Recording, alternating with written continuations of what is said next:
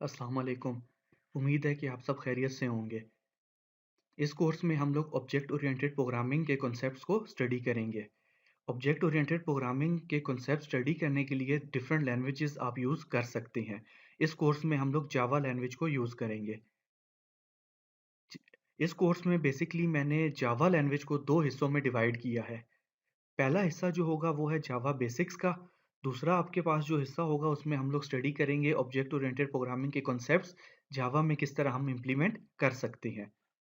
जो पहला हिस्सा आपका है जावा बेसिक्स का, उसमें हम लोग देखेंगे कि आप लोग सिंपल जावा में इनपुट कैसे कर सकते हैं, आउटपुट कैसे कर सकते हैं, या आप लोगों ने कंडीशनल स्टेटमेंट्स लगानी है, कोई लूप लगाना है, आप वो किस तरह यूज़ कर सकते हैं, हम वो बेसिक चीज़ों को स्टडी करेंगे।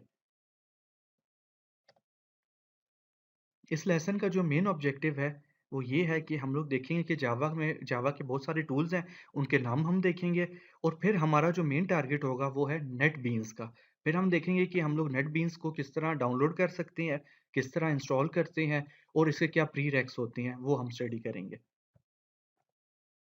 जावा की अगर मैं बात करूँ, तो जावा अगेन एक प्रोग्रामिंग लैंग्वेज है, जो basically class based object oriented programming है और सबसे बड़ी बात इसकी ये प्लेटफ़ॉर्म इंडिपेंडेंट होती है। जब आप इम्प्लीमेंट कर रहे होते हो इसका कोड, तो इसकी डिपेंडेंसीज़ प्लेटफ़ॉर्म के लिहाज से बहुत ही कम होती हैं। वक़्त के साथ-साथ जब हम जावा लैंग्वेज को आगे फर्दर स्टडी करेंगे, तो इसकी डिटेल हम फिर देखेंगे कि कैसे आपके पास प्लेटफ़ॉर्म इंडिपेंडेंट होती है। एक दफ़ा आप कोड लिखते हो और डिफरेंट डिवाइसेज़ के ऊपर आप इसको एग्ज़ीक्यूट करवा सकते हो। वो हम नेक्स्ट लेक्चर्स में इसको डिटेल में देखेंगे। जावा प्रोग्रामिंग टूल्स की अगर मैं बात करूँ, तो बहुत सारे टूल्स हैं जिनमें से कुछ नाम मैंने यहाँ पे लिख दिए हैं। Eclipse IDE, NetBeans, IntelliJ IDEA, Oracle JDeveloper. इसके अलावा बहुत सारे और भी आपके पास टूल्स हैं जिसमें आप जावा का प्रोग्राम लिख सकते हैं। अगेन हम लोग जो मेन फ़ोकस करेंगे वो है नेटबीन्स के ऊपर। अगर आपने नेटबीन्स विंडोज़ में इंस्टॉल करना है, तो सबसे पहला जो स्टेप है आपको जेडीके इंस्टॉल करना पड़ता है। अब असूली तौर पे आपको लेटेस्ट जेडीके इंस्टॉल करना चाहिए, लेकिन लेटेस्ट जेडीके जो 14 आया हुआ है आपके पास, उसमें थोड़े से प्रॉब्लम्स आती हैं। ख़ास तौर पे अगर आप विंडोज़ 8 यूज़ कर रहे हैं या विंडोज़ 10 यूज़ कर रहे हैं, तो कभी-कभी वो नेटबीन्स को इंस्टॉल नहीं होने देता। तो इसलिए हम कोई पुराना वर्ज़न डाउनलोड करेंगे जेडीके का, ताकि आपके पास आगे कोई मसला ना आ रहा हो नेटबीन्स जब इंस्टॉल होता है। तो फ़िलहाल हम लोग जो डाउनलोड कर रहे हैं जेडीके, वो है 8.211 आप कह लें। इसका नीचे लिंक आपको गिवन है, आप इस लिंक को ओपन करेंगे। जैसे ही आप इस लिंक को ओपन करेंगे, ये आपकी इस वेबसाइट में आपके पास ये लिखा हुआ आ रहा है जावा एसई डेवलपमेंट किट 8U211। आपने इस लोकेशन पे आना है डेवलपमेंट किट के ऊपर और आपने यहाँ पे नीचे देखना है कहीं पे आपके पास विंडोज़ लिखा हुआ आएगा। ये आपके पास विंडोज़ एक्स 86 मतलब 32 बिट और एक्स 64 मतलब आपके पास 64 बिट विंडोज़। आपके पास अकॉर्डिंगली जौन सी विंडोज़ है उसके लिहाज से आप ये जेडीके इंस्टॉल कर लेंगे। एक चीज़ आपने ज़हन में रखनी है, यहाँ पे आपके पास जो मेन हेडिंग आ रही है, वो आ रही है आपके पास जावा एसई डेवलपमेंट किट। आपने इसमें से सर्च करना है विंडोज़ और इसमें आपने डाउनलोड कर लेनी है। इसके अलावा आपके पास जावा एसई रन टाइम एनवायरनमेंट और ये चीज़ें भी आती हैं। इनमें से आपने कुछ नहीं डाउनलोड करना। तो ये अप्रॉक्स आपके पास 215 या 202 एमबी के आपके पास ये एक्ज़ी फ़ाइल है, आप इसको डाउनलोड कर लेंगे। इसको डाउनलोड कर लेंगे, इसके बाद आपने क्या करना है, जब ये डाउनलोड हो जाए, इसको आपने इंस्टॉल करना है। ये एक्ज़ी आपको मिल जाएगी, आपने एक्ज़ी पे डबल क्लिक करना है और इसको इंस्टॉलेशन शुरू कर देनी है। जितने क्वेश्चंस पूछेगा इसको by default next, next, next करके आपने कंप्लीट इंस्टॉलेशन पूरी कर लेनी है। इंस्टॉलेशन कंप्लीट करने के बाद आपने कन्फर्म करना है कि ये जेडीके इंस्टॉल हो गया है या नहीं हुआ। तो आप वो कैसे चेक कर सकते हैं, Windows or CMD command prompt open करेंगे। यहाँ पे लिखेंगे जावा स्पेस -VERSION, एंटर दबाएँगे। ये आपके पास लिखा हुआ आ जाएगा 1.8 और 0211। यहाँ पे अगर आपके पास नहीं लिखा हुआ आता कुछ या एरर आपके पास आता है, इसका मतलब है कि आपका जावा इंस्टॉल नहीं हुआ, आपको दोबारा इंस्टॉलेशन करनी पड़ेगी, या हो सकता है आपने जो रन टाइम उसका डाउनलोड किया है वो ठीक ना हो, तो आपको दोबारा मे बी डाउनलोड भी करना पड़ रहा हो। तो ये आप लोगों ने लाज़मी चेक करना है। स्टेप नंबर 3 पे आप लोग क्या करेंगे, नेटबीन्स को डाउनलोड कर लेंगे। नेटबीन्स के लिए आपको अगेन लिंक बताया हुआ है, आप इस लिंक को ओपन करेंगे।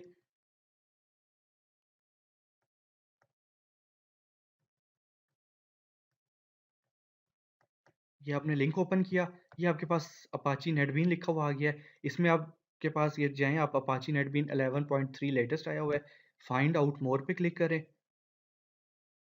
आपको इसकी और डिटेल ओपन कर देगा। इसमें से ये डाउनलोड का बटन है, आप इस डाउनलोड बटन पे क्लिक करें। ये फर्दर आपके पास एक स्क्रीन ओपन हो जाएगी। इसमें आप लोगों ने सर्च करना है, ये देखें इंस्टॉलर्स लिखे हुए आ रहे हैं, अपाची नेटबीन 11.3 बिन विंडोज x64.exe। आप इस पे क्लिक करेंगे तो ये आपके पास ऑटोमेटिकली डाउनलोड स्टार्ट हो जाएगी। आपने इस पे क्लिक करना है। जब ये डाउनलोड कंप्लीट हो जाए तो आपने अगेन क्या करना है, इस exe को डबल क्लिक करना है। इंस्टॉलर आपके पास एग्जीक्यूट हो जाएगा। नेक्स्ट नेक्स्ट नेक्स्ट करते जाना है। एक चीज़ आपने ज़हन में रखनी है, एक जगह पे आपसे पूछेगा कि क्या आपने नेट से इसकी अपडेट्स डाउनलोड करनी है, तो आप उसको कैंसिल कर देंगे कि आपने नेट से कुछ भी अपडेट इसका डाउनलोड नहीं करना। जब ये आपके पास इंस्टॉल हो जाएगा तो फिर आप लोगों ने क्या करना है कि कुछ प्रीरेक्स हैं जो नेटबीन्स को फर्स्ट टाइम पे इम्प्लीमेंट करने के लिए ज़रूरी होते हैं। प्रीरेक्स को फॉलो अप करना पड़ेगा आपको। तो अब हम वो देख लेते हैं कि नेटबीन्स में आपने जो फर्स्ट टाइम पे चीज़ें एंटर करनी है या आप कॉन्फ़िगरेशन करनी है वो कैसे कर सकते हैं, और पहली एप्लीकेशन हम किस तरह बना सकते हैं वो हम देखेंगे।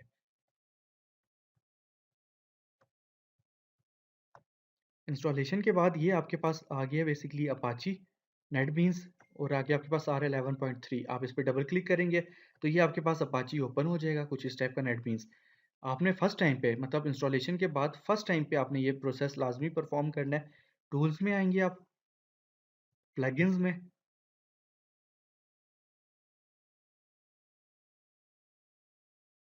कुछ सेकंड्स के बाद आपके पास ये चीज़ एक्टिव हो जाएगी। आपने इंस्टॉल्ड पे आना है, ये ऊपर टैब में इंस्टॉल्ड आ रहा है।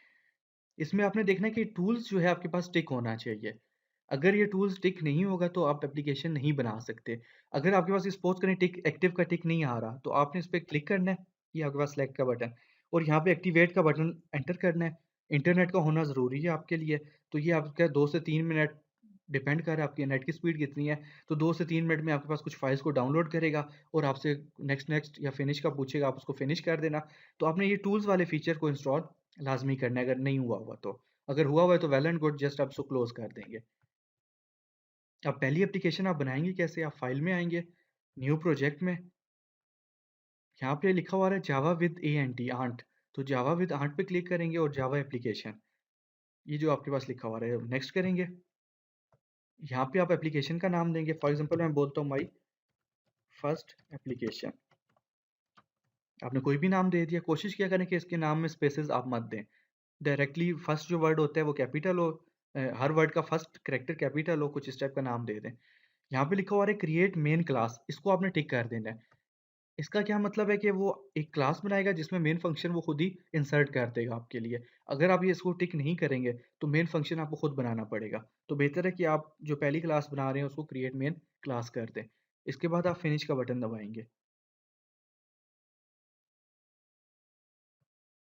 अगर आप लोग यहाँ पे देखें लेफ्ट साइड पे project my first application automatically आ गया। इसमें सोर्स पैकेजेस में आएँगे माय फर्स्ट एप्लीकेशन, और ये आपके पास my first application dot Java, ये ऊपर लिखा हुआ इधर भी नाम आ रहा है my first application dot Java. ये आपके पास कंप्लीट एक टेम्पलेट मिल जाएगा आपको। मेन फंक्शन आपका कोड ज़्यादातर यहाँ से एग्जीक्यूट होता है, तो आप बहुत सारा कोड आप शुरू में यहाँ पे लिखेंगे। ये एक बाय डिफ़ॉल्ट उसने क्लास बना दिया, इनको हम डिटेल में स्टडी करेंगे क्यों बनती है और ये किस तरह काम कर रही होती है। तो यहाँ पे आज का हमारा लेक्चर ख़त्म हो रहा है।